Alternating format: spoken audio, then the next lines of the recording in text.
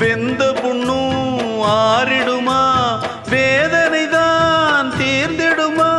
விண்ணுக்கும் மண்ணுக்கும் சம்பந்தம் உண்டுன்னு சொன்னது யாரு? அது மன்னவன் பேரு.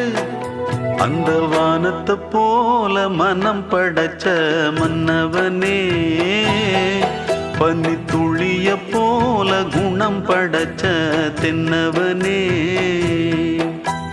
மஞ்சளிலே ஒரு நூல் எடுத்து விண்ணுக்கும் மண்ணுக்கும் சம்பந்தம் உண்டுன்னு சொன்னது யாரு? அது மன்னவன் பேரு. அந்த வானத்தை போல மனம் படைச்ச மன்னவனே, பனி துளிய போல குணம் படைச்ச தென்னவனே.